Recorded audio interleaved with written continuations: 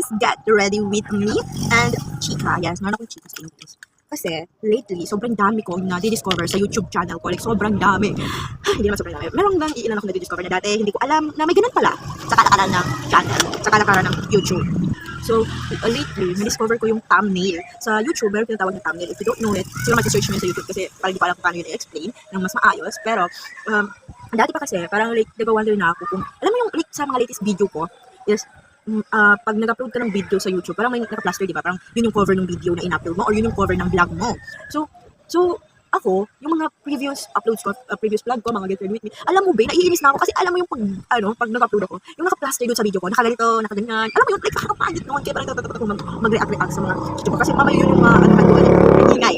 Mamaya yun yung para maging cover or maka-plaster. So, parang hindi na ako, nagkukulang na ako sa mga reaction sa buhay, kasi natakot ako yun yung mga-plasters, kasi hindi ko alam paano siya takpan or paano siya gawin. Yung alam mo yung parang sa mga professional vlogger na yung vlog nila is meron siyang cover, alam mo yun, may mga, basta yun, i-check mo na rin sa mga YouTube channel, parang may mga cover siya. So, di ko alam kung paano, pero matagal na ako nag-wonder, sabi ko, paano kaya nila ginagawa? Kasi nga, sobrang hirap, di ba? Kapag yung mga vlog mo nakaganyan na. Girl, so gusto ko magkaroon ng magandang cover or magandang image sa pag-upload ko pala ng video ko. Pero hindi ko alam kung paano yun. So, one time, mag-upload ako sana ng video or yung latest video ko, na-upload ko na yun. So, check nyo nila. So, mag-upload ako ng video ko sana. But then, girl, alam mo ba, meron akong napansin sa, like, pag nag-upload ka kasi ng video, like, maraming pang stages yun, di ba? Kung hindi nyo alam, maraming stages po yun. Tapos, parang may nakita ko sa video ko, meron doon na, parang, alam mo yung symbol ng edit, kahit saan ganun yung parang symbol ng edit, ganun ang itsura niya. So, pinindot ko siya, girl, one time, kasi alam mo, talaga ako ng YouTube, pero hindi ko pinakalikot yung YouTube channel ko. Like, hindi ako nag-explore na kung ano yung pwede kong madagdag pa, kung ano yung pwede kong malaman pa, kung ano yung nakasanayan kong pindutin, yun lang, hindi na ako dumadagdag pa, na parang pula na ako dyan. So, one time yun, nakita ko yung, ano na yun. Tapos, pinindot ko siya, sinubukan ko siyang pindutin. Tapos, ang naka-plaster, ang nasabi doon is verify your mobile number. So, sinubukan ko siyang i-verify. But then, yung phone ko kasi sobrang luma na, nag-hang siya, nag-lag siya, gano'n. So, hindi siya kumuha. So, sabi ko, ay, wag na lang. Siguro parang wala naman to. But then, I try pa rin. Pinindot ko pa rin siya sa pangalawang beses. And then, na-verify ko siya. I successfully verified my mobile number, gano'n. Tapos, after ko ma-verify, pinindot ko siya ulit. Kasi parang na-cancel siya kasi naglalag na yung phone ko. So, na-cancel siya ulit. So, pinindot ko ulit siya. But then, ang lumabas na, upload a photo. Girl, sabi ko, ay, alam ko na. Ito na yun. Alam ko na. Ito na yung cover, gano'n. So, nag-upload na ako ng magandang cover. Yung parang may nakapuso ko na nakaganyan. Gano'n. Kasi nga, yun yung kinainisan ko. Pa nag-upload ako, nakaganito ako minsan. Gano'n. Sobrang pangit-pangit. So, alam mo yun, parang at least naman, nakaready ako dun sa photo, diba? And now I know. Explore the things you didn't know. Alam mo yung explore ka lang kasi minsan makakaganda rin yun sa'yo. Ganun. Yun ang natutunan ko dun. Na hindi porket kung ano lang yung nakasanayan mo, yun lang yung mga pipindutin mo or yun lang yung kaalaman mo kung ano ba yung sense. Ganun. Kasi pag ako kasi, pag naka-upload ako, diretso ko naka-upload kasi dami ng stages. Tapos nababagot ako, alam mo yun. So, hindi ko na alam kung ano pa yung pwede kong ilagay dun sa mga video ko na hindi ko alam na pwede ko lang lagyan ng cover. Like, I mean, alam ko na like, alam ko pwede siya lagyan. Pero hindi ko lang alam kung paano siya gawin. And alam niyo ba, minsan, ini-stock ko rin yung channel ko. Kaya, pag yung, na, uy, may nakita ko yung upload mo na ganito. Oo, alam ko yung upload ko nga, di ba? Ay na lang. And aware ako na every time nag-upload ng video, nakapanood ng mga tao. Parang ang dami ng viewers. And speaking of viewers. Alam mo ba, tandang-tanda ko pa yung most view vlog ko. Ano yun siya eh, parang nakakiyata ako din nag-get ready with me ako. Tapos sobrang bilis kasi, alam mo ba, naka 3 times speed siya, sobrang bilis at hindi maintindihan kung ano yung pinagsasabi sa video yun. Pero in-upload ko siya kasi yun parang wala pa akong alam sa mga vlog eh. Alam mo ba, it reached parang 600 plus ata yun. And then sobrang sayo ko nun kasi parang second upload or third upload ko pa lang. Tapos ganun siya nag-viral. Hindi naman siya nag-viral. I mean, ang dami niyang kapanood. So parang hindi ko siya ina-expect na marami makapanood. Kasi nga, wala akong subscribers doon. Parang yung subscriber ko nun, yung ate ko, yung papa ko, tsaka ako, sino pa ba? Basta, ang mga subscriber ko nun, sila papa lang, wala, like parang dalawa lang natin yung subscribers. So parang hindi ko in-expect na magkakaroon ako ng 600 views dun sa video na yun. Ganon siya ano yung vlog. Parang hindi mo alam kung ano yung pwede mangyari. Bawat upload mo kaya dapat responsable ka sa mga kino-post mo. But then, wala naman sa video ko na yun. Nagulat ako na yung viewers ko. And ramdam ko pa rin hanggang ngayon kung gaano kasarap sa feeling na magkaroon ng ganun kadaming viewers. Alam mo yun, parang yung excitement, ganon.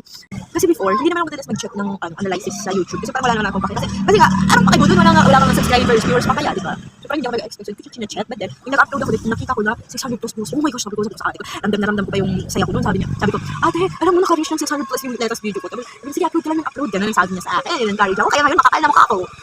Tapos, hindi pa yung 1K Tapos, alam mo ba, yung video na unang-unang naka-reach ng 1K views is hindi ako. Okay, hindi ako. And alam ko sino yun, yung papa ko. Nireels ko kasi siya. Tapos, kinidit ko ata. Sobrang proud ko doon. Proud daughter, ganun. Proud daughter, ganun.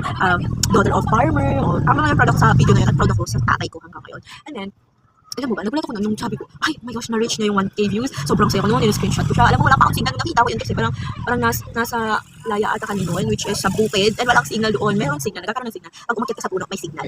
Umakyat ako para makita yun, and then screenshot ko, then binakita ko sa ate ko. Sobrang saya namin. Diba parang kailan lang, nung una ako nag-upload, sobrang kupad ko pa sa camera, tapos takot ako mag-upload.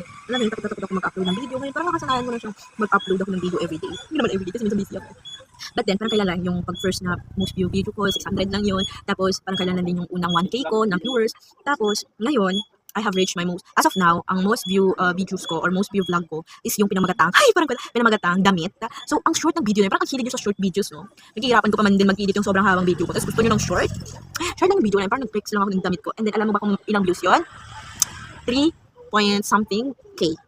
Diba? Like, oh my God. Alam mo yun, ito yung parang gusto ko sa vlogging eh. Parang sobrang saya yung mga achievements ko. Tapos alam mo ba before, yung parang mga 1K ko na views video ko, yung parang reels ko dati, sineselebrate yun yung YouTube, yung sabi niya, uy, ano ba yan?